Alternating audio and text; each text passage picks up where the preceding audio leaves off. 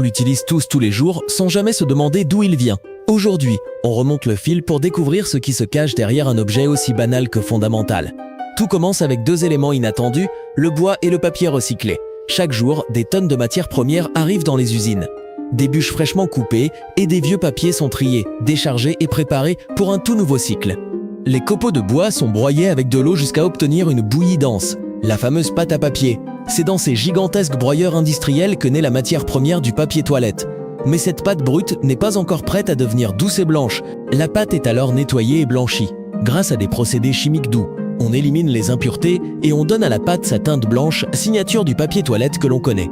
Soit, une fois propre et claire, la pâte doit être affinée pour devenir parfaitement homogène. Ici, la pâte est diluée avec beaucoup d'eau et raffinée jusqu'à obtenir une texture souple, presque fluide. Cette étape permet une application uniforme et régulière sur la machine de fabrication.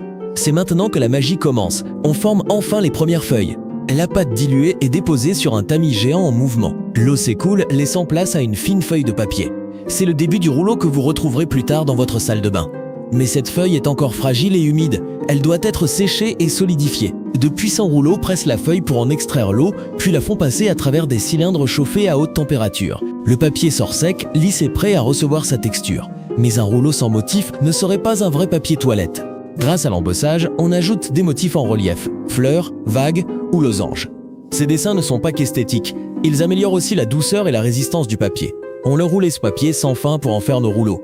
Le papier est enroulé en d'immenses bobines mères, puis découpé avec précision en rouleaux standards.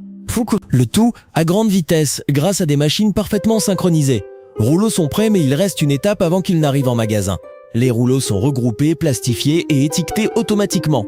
Packs de 6, 12 ou 24. Chaque lot est emballé selon les besoins du marché. Dernière étape du voyage, direction les centres logistiques. Les packs sont empilés sur des palettes, stockés dans des entrepôts géants, puis expédiés dans les supermarchés du monde entier. À la clé, un produit banal mais indispensable, prêt à servir. Si tu as appris quelque chose aujourd'hui, pense à t'abonner pour ne rien rater. Un like, un commentaire et tu soutiens gratuitement ce travail. À très vite pour une nouvelle découverte du quotidien. Et portez-vous bien.